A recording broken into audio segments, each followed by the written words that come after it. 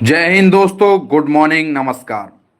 मैं स्वागत करता हूं आपके अपने चैनल फ्लाई एजुकेशन सेंटर में। मैं तुषार गौतम आज आपके लिए लेकर आऊं पॉलिटी से रिलेटेड टॉप 100 क्वेश्चंस जो कि एसएससी जीडी एग्जाम में आप लोगों के द्वारा पूछे गए हैं, जिनका भी एग्जाम 17, 18, 19, 20, 21 और 25 फरवरी को बचा है। उनके लिए यह क्लास और यह टॉपिक जो है, यह सेशन महत्वपूर्ण होने वाला है।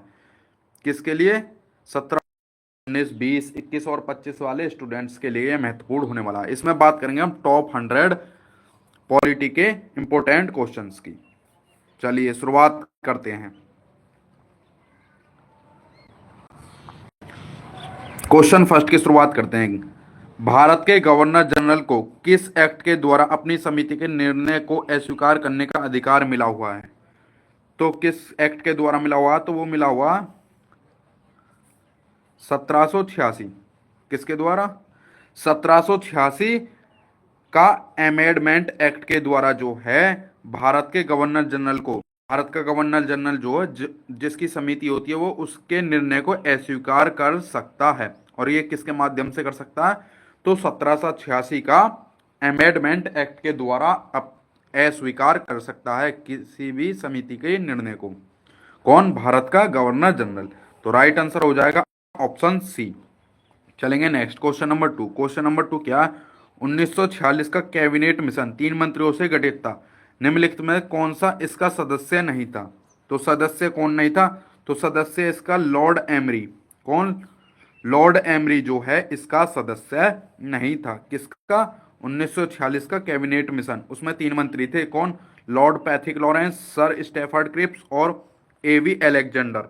लेकिन लॉर्ड एमरी जो है इसके सदस्य नहीं थे।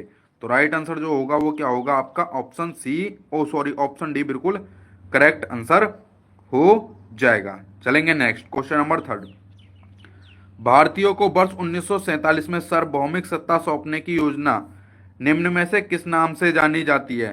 तो किस नाम से जानी जाती है? तो वो जानी जाती है माउंटबेटन योजना के नाम से। किसके? माउंटबेटन से जानी जाती है। क्या? भारतीयों को 1947 में सार्वभौमिक सत्ता सौंपने की योजना को माउंटबेटन योजना कहते हैं। तो राइट आंसर जो हो जाएगा वो क्या हो जाएगा आपका? ऑप्शन सी करेक्ट हो जाएगा। Next, question number 4। Question number 4 क्या? क्वेश्चन नंबर 4, सन 1936 में भारतीय राष्ट्रीय कांग्रेस द्वारा संविधान सभा की गठन की मांग कहां पर अधिवेशन में रखी गई थी? तो कहां पर? फैजपुर। कहां पर? फैजपुर। फैजपुर के अधिवेशन में रखी गई थी। कब? 1936 में। किसके द्वारा? भारतीय राष्ट्रीय कांग्रेस के द्वारा क्या संविधान सभा गठन की मांग की गई थी। कहां पर? तो फैजपुर में की गई थी। तो राइट आंसर होगा आपका ऑप्शन सी। कब? 1936 में। किसके द्वारा? कांग्रेस के द्वारा। चलेंगे नेक्स्ट, क्वेश्चन नंबर 5।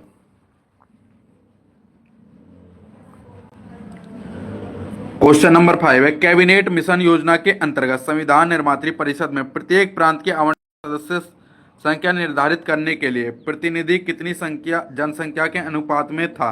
तो वो कितने? 10 लाख। कितने? 10 लाख व्यक्ति के अनुपात में था। तो राइट आंसर जो होगा वो क्या हो जाएगा आपका? ऑप्शन बी हो जाएगा। क्या? कैबिनेट मिशन के योजना के अंतर्गत संविधान निर्मात्री परिषद में प्रत्येक प्रांत की आवंटित सदस्य संख्या निर्धारित करने के लिए प्रतिनिधि कितनी जनसंख्या के अनुपात में था? एक प्रतिनिधि के लिए 10 लाख व्यक्ति थे। तो राइट आंसर हो जाएगा आपका option B. Next, question number 6। 11 दिसंबर 1946 को किसे संविधान सभा के स्थायी अध्यक्ष के रूप में चुना गया था? तो डॉक्टर राजेंद्र प्रसाद। डॉक्टर राजेंद्र प्रसाद जी को कब? 11 दिसंबर 1946 को स्थायी सदस्य के रूप में चुना गया था। तो राइट आंसर होगा आपका ऑप्शन बी। जब स्थायी सदस्य इन्हें चुना गया था तो अस्थायी सदस्य कौन था? तो अस्थायी सदस्य तो जो था वो कौन था? सच्चिदानंद सिन्हा। सच्चिदानंद सिन्हा जो थे वो क्या थे? हमारी भारतीय संविधान सभा के अस्थायी अध्यक्ष थे। कब तक? जब तक स्थायी अध्यक्ष नहीं मिला। स्थायी अध्यक्ष कब मिला? 11 दिसंबर 1946 को। कौन बने थे? डॉक्टर राजेंद्र प्रसाद। क्या? स्थायी अध्यक्ष। अस्थायी अध्यक्ष कौन थे? तो अस्थायी अध्यक्ष थे सच्चिदानंद सिन्हा। चलेंगे नेक्स्ट, क्वेश्चन नंबर 7। संविधान की प्रारूप मसीदा समिति के अध्यक्ष समक्ष प्रस्तावना का प्रस्ताव किसने रखा था? तो किसने रखा था? जवाहरलाल नेहरू ने। किसने? जवाहरलाल नेहरू ने संविधान की प्रारूप समिति के समक्ष प्रस्तावना का प्रस्ताव रखा था।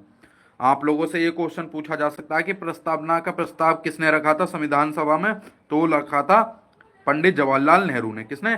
पंडित जवाहरलाल नेहरू ने। तो राइट आंसर हो जाएगा आपका option D, Pandit Jawaharlal Nehru. Next, भारतीय के लिए संविधान सभा की रचना हेतु संविधान सभा का विचार निम्नलिखित में से सर्वप्रथम किसने प्रस्तुत किया था? तो किया था स्वराज पार्टी ने। कब? 1924 में। स्वराज पार्टी ने 1924 में संविधान सभा की रचना हेतु संविधान सभा का विचार किया था। तो राइट आंसर हो जाएगा आपका ऑप्शन ए, स्वराज पार्टी ने। कब? 1924 में क्या संविधान सभा की रचना के लिए संविधान सभा का विचार किया था? किसने? स्वराज पार्टी ने। तो राइट आंसर हो गया आपका ऑप्शन ए। चलेंगे नेक्स्ट, क्वेश्चन नंबर 9।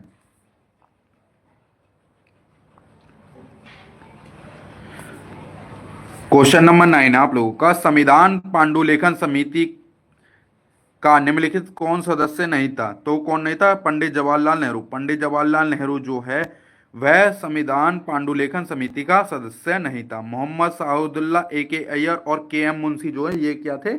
ये सदस्य थे। इस क्वेश्चन में पूछा कौन सदस्य नहीं था। आप लोगों से अगर पूछ लिया जाए कौन सदस्य था, या तो A.K. अय्यर या मोहम्मद साउदुल्ला या K.M. मुंशी, इन तीनों में से किसी का नाम आपको देखने के लिए मिलेगा। अगर सदस्य नहीं थे तो वो कौन थे? पंडित जवाहरलाल नेहरू। तो राइट आंसर होगा आपका option D. Next, question number 10, निम्नलिखित में से वे दो शब्द कौन से हैं जिनका समावेशन 42वें संशोधन द्वारा संविधान के उद्देशिका में किया गया है? तो वो कौन सा? धर्मनिरपेक्ष और लोकतांत्रिक? नहीं। प्रभुत्व संपन्न लोकतांत्रिक? नहीं। समाजवादी धर्मनिरपेक्ष? यस, समाजवादी धर्मनिरपेक्ष या धर्मनिरपेक्ष गणतंत्र? ये भी नहीं। कौन सा है? ऑप्शन सी, समाजवादी धर्मनिरपेक्ष जो है वह वो दो शब्द हैं जो 42वें संविधान संशोधन द्वारा उद्देशिका में हैं। तो राइट आंसर होगा आपका option C. Next, question number 11, निम्नलिखित में से कौन सा शब्द भारत के संविधान की उद्देशिका में नहीं है? भारत की उद्देशिका में कौन सा शब्द नहीं है? समाजवादी हैगा, पंथ निरपेक्ष है, प्रभु संपन्न है, कौन सा नहीं है? लोक कल्याण। लोक कल्याण जो है वो भारत के संविधान के उद्देशिका में नहीं है। कौन सा? लोक कल्याण नाम जो है, ये शब्द लोक कल्याण जो भारत की संविधान के उद्देशिका में नहीं है। पंथ निरपेक्ष, प्रभुत्व संपन्न और समाजवादी तीनों वर्ड जो हैं क्या हैं? संविधान की उद्देशिका में हैं। तो राइट आंसर हो जाएगा आपका ऑप्शन 4 या option D. Next, question number 12,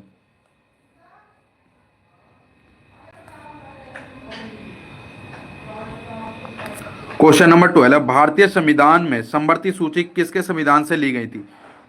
क्या समवर्ती सूची किसके संविधान से ली गई थी? तो वो ली गई थी ऑस्ट्रेलिया। किसके? ऑस्ट्रेलिया के संविधान से समवर्ती सूची ली गई थी।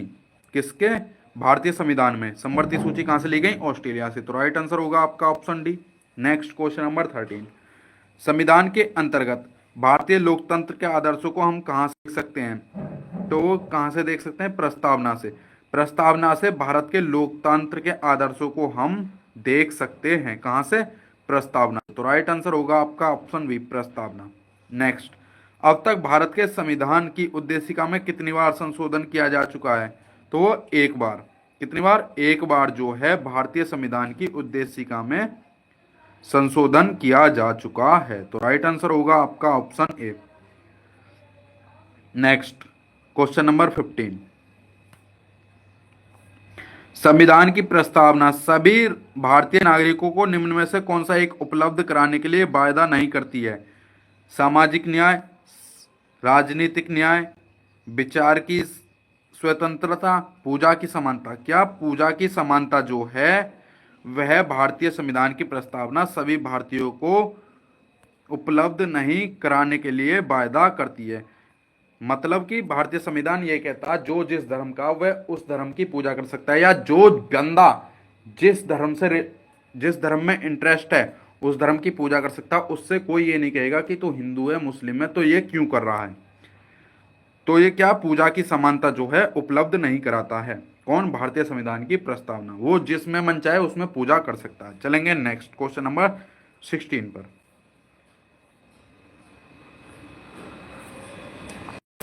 क्वेश्चन नंबर 16 है, 42वें संविधान संशोधन द्वारा प्रस्तावना में निम्नलिखित कौन सा शब्द जोड़ा गया था?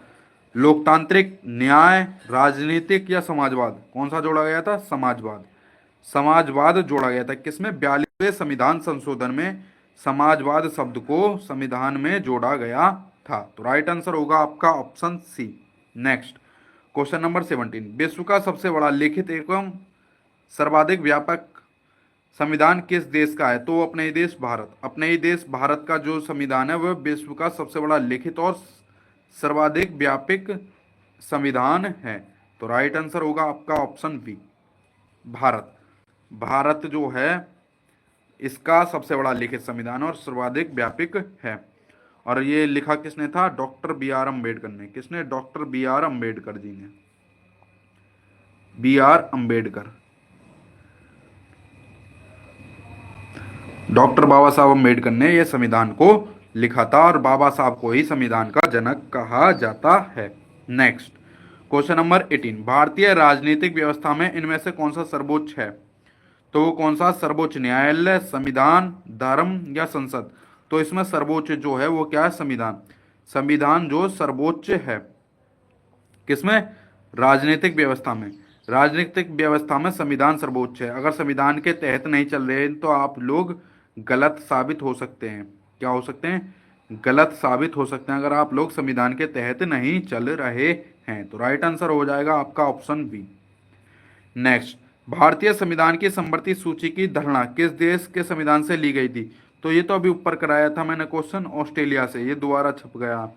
ऑस्ट्रेलिया से समवर्ती सूची ली गई थी। कहां से? ऑस्ट्रेलिया से। तो राइट आंसर होगा आपका ऑप्शन डी। चलेंगे next question number 20। Question number 20 है, भारतीय संविधान में सम्मिलित नीति निर्देशांक तत्वों की प्रेरणा हम किस देश से प्राप्त करते हैं? तो नीति निर्देशांक तत्व जो वो आयरलैंड से लिए गए हैं। कहां से? आयरलैंड से। क्या? नीति निर्देशांक तत्व कहां से लिए गए हैं? तो वो लिए गए आयरलैंड से। समवर्ती सूची जो ली गई थी वो कहां से ली गई थी? तो वो ऑस्ट्रेलिया से। कहां से? ऑस्ट्रेलिया से समवर्ती सूची ली गई थी। नीति निर्देशांक तत्व जो है वो आपके आयरलैंड से लिए गए हैं। तो राइट आंसर हो जाएगा आपका option D. Next question number 21, राष्ट्रपति द्वारा राज्यसभा के सदस्यों के नामांकन का नियम किस देश के संविधान से लिया गया था? तो वो लिया गया था ये भी आयरलैंड के से। किसके? जब राष्ट्रपति द्वारा राज्यसभा के सदस्यों का नामांकन किया जाता है, राज्यसभा के सदस्य का नामांकन किया जाता है, तो यह नियम जो कहां से लिया गया था? तो यह आयरलैंड से लिया गया था। कहां से? आयरलैंड से। आयरलैंड से। और क्या लिया गया था? नीति निर्देशांक तत्व भी लिए गए थे। तो राइट आंसर होगा आपका ऑप्शन बी, आयरलैंड। ऑस्ट्रेलिया से समवर्ती सूची ली गई थी, नीति निर्देशांक तत्व और राज्यसभा के सदस्यों का नामांकन का नियम आयरलैंड से लिया गया था। चलेंगे नेक्स्ट क्वेश्चन नंबर 22 पर।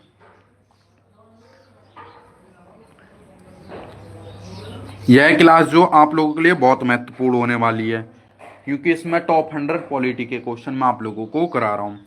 राज्य के नीति निर्देशांक तत्व किस देश के संविधान के आधार पर निर्मित किए गए हैं? तो अभी तो बताया था, नीति निर्देशांक तत्व जो आयरलैंड से लिया गए थे। कहां से? आयरलैंड से। क्या? नीति निर्देशांक तत्व। ये अब आपको क्वेश्चन दिखा रहा कि किस प्रकार से घुमा फिरा के क्वेश्चन पूछा जा सकता है। तो ये दोबारा आया क्वेश्चन। तो राइट आंसर होगा आपका ऑप्शन सी। इस तरह भी आप लोगों से क्वेश्चन पूछा जा सकता है। Next question number 23। Question number 23 है आप लोगों का, भारतीय संविधान में मूलभूत अधिकार किस संविधान से लिए गए हैं? तो मूलभूत अधिकार जो हैं वो कहां से? संयुक्त राष्ट्र अमेरिका। संयुक्त राष्ट्र अमेरिका से। भारतीय संविधान में जो मूल अधिकार हैं, मूलभूत अधिकार, वो जो हैं कहां से लिए गए? यूएसए, मतलब संयुक्त राष्ट्र America, United state of America से लिए गए हैं। तो राइट आंसर होगा आपका ऑप्शन ए। क्या? मूलभूत अधिकार। समवर्ती सूची ऑस्ट्रेलिया से, नीति निर्देशांक तत्व आयरलैंड से और मूलभूत अधिकार जो से लिए गए हैं। नेक्स्ट क्वेश्चन नंबर 24, भारतीय संविधान में मौलिक अधिकारों की व्यवस्था, मौलिक अधिकार जो किस देश से लिए गए हैं, तो वो लिए गए हैं संयुक्त राष्ट्र अमेरिका, यानी कि अमेरिका से ही। मूलभूत अधिकार और मौलिक अधिकार कहां से लिए गए हैं, तो ये यूएसए से ही लिए गए हैं। तो राइट आंसर होगा आपका ऑप्शन बी, संयुक्त राष्ट्र अमेरिका। क्या आप लोगों को याद हो जाएंगे, मेरे साथ साथ फिर आइए। समवर्ती सूची ऑस्ट्रेलिया से, नीति निर्देशांक तत्व आयरलैंड से, मूलभूत अधिकार और मौलिक अधिकार कहां से लिए गए, संयुक्त राष्ट्र अमेरिका से। नेक्स्ट क्वेश्चन नंबर 25, भारतीय संविधान के किस भाग में तीनों सोपोन में पंचायत बनाने की प्रक्रिया गई है, तो वो भाग 9 में, भाग 9 में तीनों सोपोन में पंचायत बनाने की परिकल्पना की गई है। तो राइट आंसर होगा आपका ऑप्शन ए, भाग 9, भाग 9 में तीनों सोपनों में पंचायत बनाने की परिकल्पना है। तो राइट आंसर हो गया आपका ऑप्शन ए।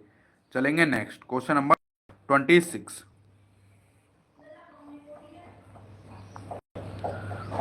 क्वेश्चन नंबर 26 है, भारतीय नागरिकों के मूल कर्तव्यों का विवरण किस संविधान के भाग में दिया गया है, तो भाग 4 के किसमें, भाग 4 में, भाग 4 में मूल कर्तव्यों का विवरण किया जाता है। किसमें, भाग 4 के कै में, भाग 4 के कै में, किसमें, भाग 4 के कै में जो है मूल कर्तव्यों का उल्लेख किया गया है। तो राइट आंसर होगा आपका ऑप्शन बी।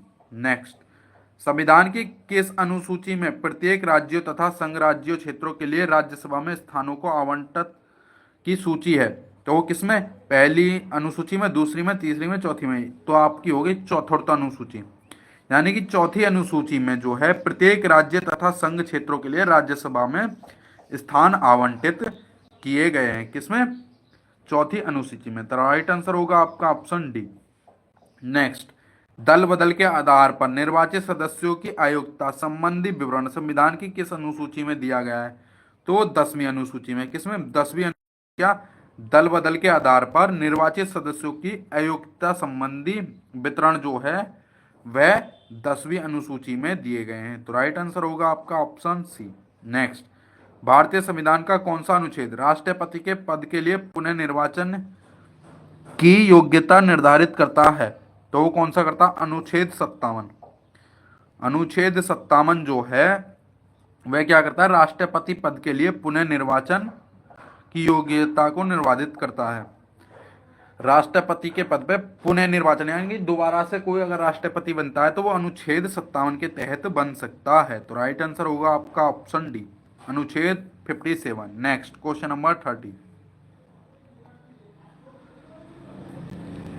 क्वेश्चन नंबर 30 है, भारतीय संविधान की छठी अनुसूची इनमें से किस राज्य में लागू नहीं है, तो मणिपुर में। मणिपुर में जो है क्या, छठी अनुसूची लागू नहीं होती है। तो राइट आंसर होगा आपका option D, Manipur. Next question number 31, भारतीय संविधान के किस अनुसूची में विभिन्न राज्यों में अनुसूचित क्षेत्रों के प्रशासन और नियंत्रण के लिए विशेष उपबंध हैं, तो वो किसमें, पांचवी अनुसूची हमें यह प्रदान करती है कि हर एक राज्य में अनुसूचित क्षेत्रों के प्रशासन और नियंत्रण के लिए विशेष उपबंध है। कौन सी, तो 5वीं अनुसूची, ऑप्शन बी, क्या, अनुसूचित क्षेत्र के प्रशासन नियंत्रण के लिए 5वीं सूची में भारतीय संविधान विशेष उपबंध करता है। Next question number 32,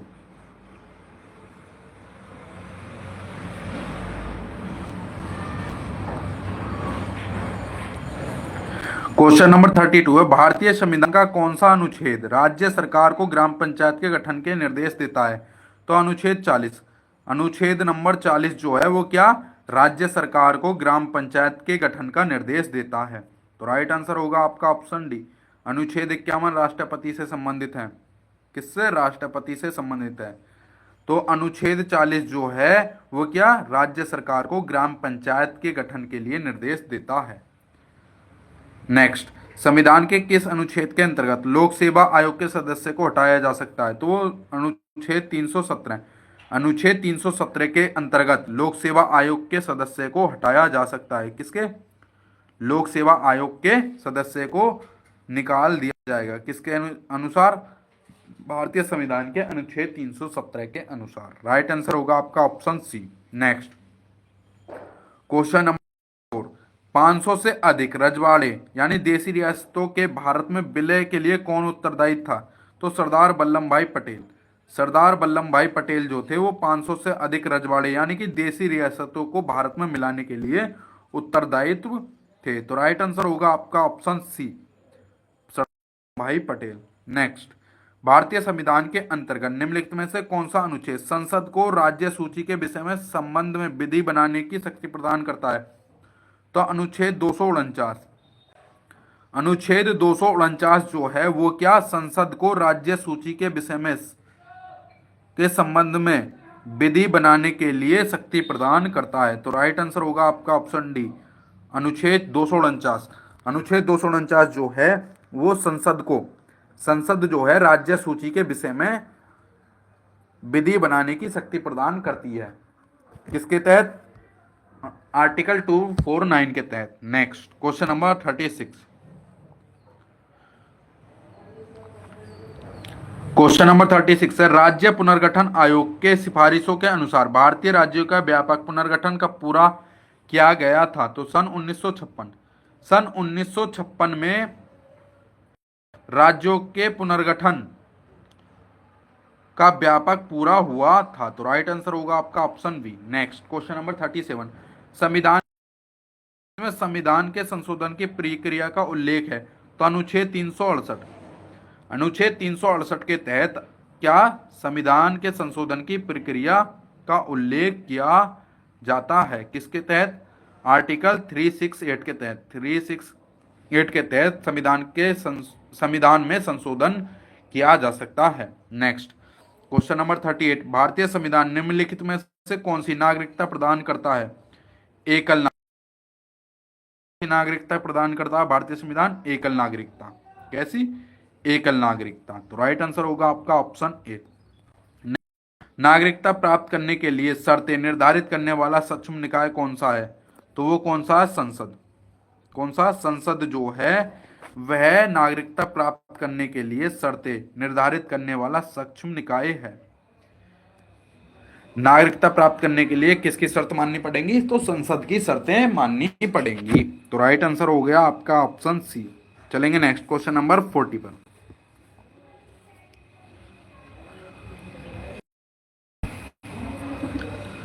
question number 40 है, मौलिक अधिकारों के बारे में सुनवाई करने का अधिकार किसे प्रदान है? तो सर्वोच्च न्यायालय को। किसको? सर्वोच्च न्यायालय को मौलिक अधिकारों के बारे में सुनवाई करने का अधिकार है। तो राइट आंसर होगा आपका ऑप्शन ए। क्या है? मौलिक अधिकारों की सुनवाई करने का अधिकार किसके पास है? सबके पास। नेक्स्ट, क्वेश्चन नंबर 41, भारतीय संविधान के अंतर्गत मूल अधिकारों का संरक्षक कौन है? कौन है? तो वो है न्यायपालिका। न्यायपालिका जो है वह मूल अधिकारियों का संरक्षक करती है। तो राइट आंसर होगा आपका ऑप्शन सी। क्वेश्चन नंबर 42 है, भारत के संविधान का निम्नलिखित में से कौन सा अनुच्छेद प्रेस की स्वतंत्रता से संबंधित है? किससे? प्रेस की स्वतंत्रता से संबंधित है। तो वो है आर्टिकल 19। आर्टिकल 19 जो है प्रेस की स्वतंत्रता से संबंधित है। कौन सा? अनुच्छेद 19। अनुच्छेद 19 जो है वो किससे? प्रेस की स्वतंत्रता से संबंधित है। तो राइट आंसर होगा आपका option A. Next, question 43। Question number 43 है, निम्नलिखित में से कौन सा अधिकार भारतीय संविधान के अनुच्छेद 32 के अंतर्गत प्रवाहित किए जा सकते हैं? तो मौलिक अधिकार। मौलिक अधिकार जो है अनुच्छेद 32 के अंतर्गत आते हैं। तो राइट आंसर होगा आपका option B. Next, question number 44, निम्नलिखित समादेशों में से कौन सा समादेश किसी अवैध व्यक्ति से सरकारी पद को बचाने के लिए जारी किया जा सकता है? तो अधिकार परीक्षा। अधिकार परीक्षा जो है वह किसी अवैध व्यक्ति से सरकारी पद को बचाने के लिए किया जा सकता है। क्या? अधिकार परीक्षा। तो राइट आंसर होगा आपका ऑप्शन डी। नेक्स्ट, भारतीय संविधान के अनुसार संपत्ति का अधिकार क्या है? तो संपत्ति का अधिकार है विधिक अधिकार। क्या है? विधिक अधिकार है। कौन सा? संपत्ति का अधिकार जो है भारतीय संविधान के अनुसार वो क्या है? विधिक अधिकार है। तो राइट आंसर होगा आपका ऑप्शन बी। नेक्स्ट, भारतीय संविधान का कौन सा अनुच्छेद अस्पृश्यता का उन्मूलन करता है जो किसी भी रूप में इसके व्यवहार का निषेध करता है? तो वो अनुच्छेद 17। अनुच्छेद 17 जो है क्या अस्पृश्यता का उन्मूलन करता है, रूप के लिए इसके व्यवहार का निर्देश करता है। तो राइट होगा आपका option B article 17। Next question number 47।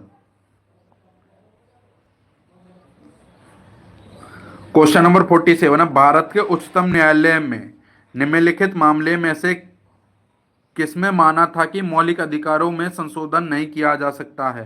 तो वो किसने? गोलकनाथ का मामला। गोलकनाथ के मामले में यह माना था कि मौलिक अधिकारों में संशोधन नहीं किया जा सकता है। तो राइट आंसर होगा आपका ऑप्शन डी। क्या गोलक मामलों में मौलिक अधिकारों का संशोधन नहीं किया जा सकता है, और ये किसने माना था? भारत के उच्चतम न्यायालय ने। Next question number 48। भारत नागरिकों के मौलिक अधिकारों के युक्तियुक्त प्रतिबंध को आरोपित करने की शक्ति किसके पास है? तो वो संसद के पास। संसद के पास जो क्या मौलिक अधिकारों के युक्तियुक्त प्रतिबंध आरोपित करने की शक्ति संसद के पास है। तो राइट आंसर होगा आपके ऑप्शन बी। नीति निर्देशांक तत्व को कार्यान्वित करने के लिए क्या मूल अधिकारों का हनन हो सकता है? कुछ का। जब नीति निर्देशांक तत्वों को कार्यान्वित करने के लिए, जब नीति निर्देशांक तत्वों को बदला जाएगा तो कुछ अधिकारों का क्या होगा? हनन होगा। किसका? कुछ मूल अधिकारों का हनन होगा। तो राइट आंसर होगा आपका ऑप्शन बी। नेक्स्ट, संविधान का कौन सा अंश भारत के नागरिकों को आर्थिक न्याय प्रदान करने का संकेत करता है? तो का राज्य के नीति निर्देशांक तत्व। राज्य के नीति निर्देशांक तत्व जो हैं वह भारत के नागरिकों को आर्थिक न्याय प्रदान करने का संकेत करता है। तो राइट आंसर हो जाएगा आपका ऑप्शन ए। और आप लोगों का क्लास यहीं समाप्त होता है। क्लास 2 जो होगी पॉलिटी की, उसमें मैं आपको पूरे 100 क्वेश्चन कराऊंगा। इसमें आपको टॉप 50 क्वेश्चन कराए। कितने मैंने?